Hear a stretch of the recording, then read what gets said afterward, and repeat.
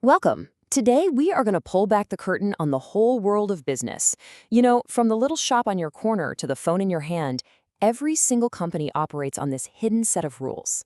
And today, we're going to uncover them together. So let's get right into it. Okay, I know. That sounds like a kind of weird comparison, right? I mean, one serves your morning coffee, the other designs the tech that basically runs our lives. But what if I told you that deep down, they're built on the exact same blueprint? That's what we're going to unpack today. So here's our game plan. We're going to start with the absolute basics. Then we'll learn the lingo, see the different shapes businesses can take, uncover the engine that actually creates value, and meet all the key players. And then, at the end, we'll see how it all clicks together in the real world. Let's jump in. All right, first things first, let's get our foundation right. We all think we know what a business is, but believe me, the real definition goes so much deeper than just, buying and selling stuff. See, at its heart, every business has this kind of two-part mission. First, you've got to provide something people actually want, a product, a service, whatever. But second, and this is just as important, you've got to do it in a way that makes money. One is the mission, the other is the fuel, and you really can't have one without the other for very long. So why does this all matter? Well, because businesses do so much more than just sell things. They're basically engines for society. Yeah, sure, they solve problems for customers, but they also create jobs for people. They generate wealth for the owners, and they drive the entire economy forward.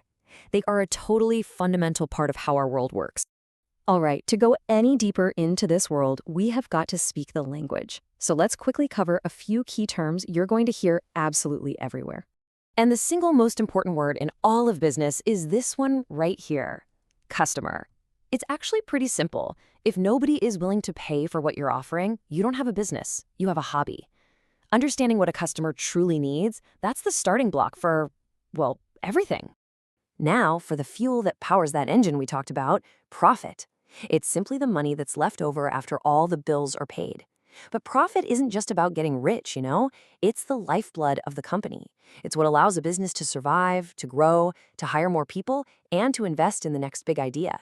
In the world of business, it is the ultimate pass-fail test. So we've got the business and the customer.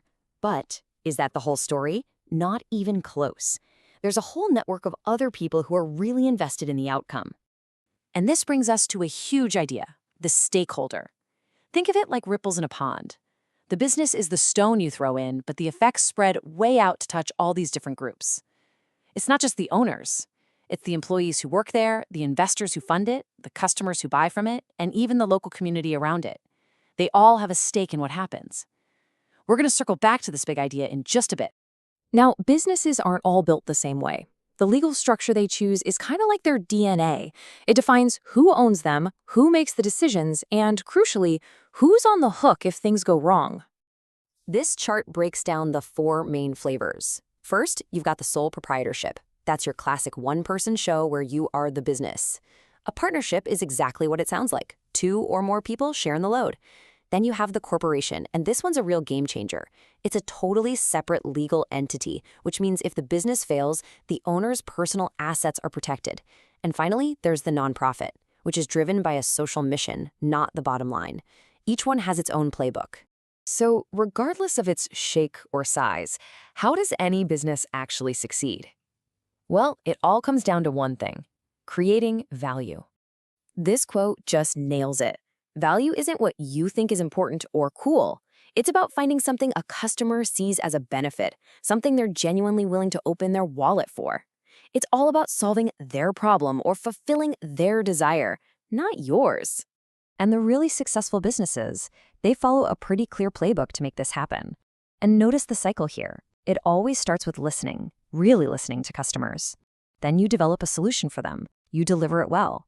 And crucially, you build a relationship that keeps them coming back, which of course allows you to listen again and start the whole cycle over. This is like the perpetual motion machine at the heart of any great company. Okay, remember that idea of stakeholders we touched on earlier? Well, now we're going to put it right center stage, because a business never, ever exists in a bubble. It's always part of this complex web of relationships. This diagram is really the key to understanding the modern business world. It's not just a simple straight line between a company and its customer.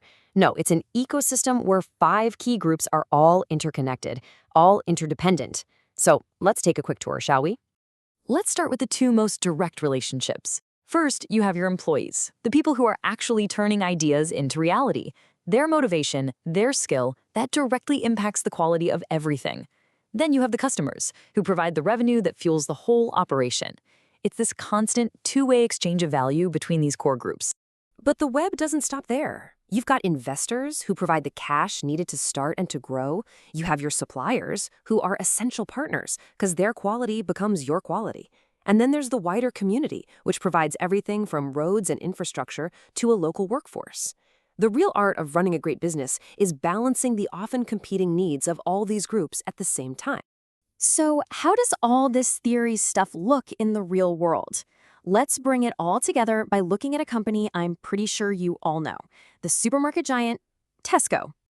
Just look at how cleanly Tesco's strategy maps right onto our stakeholder web. For customers, it's not just about selling groceries. It's about building relationships with things like loyalty programs. For employees, it's about investing in their careers with training. They treat their suppliers like long-term partners, not just some vendor they can squeeze. And they actively engage with the community through local hiring. This is a company that gets it. They know they have to manage that entire web to succeed.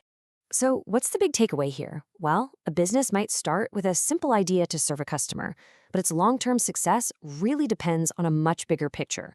It's about skillfully managing that intricate web of relationships with everyone who has a stake in the outcome. The best companies aren't just selling a product, they're creating value for an entire ecosystem. And that leaves us with one last thought. You are a part of this web for dozens, maybe even hundreds of businesses, as a customer, an employee, or just a member of your community. So the question isn't if you're in the web. The question is, what's your place in it?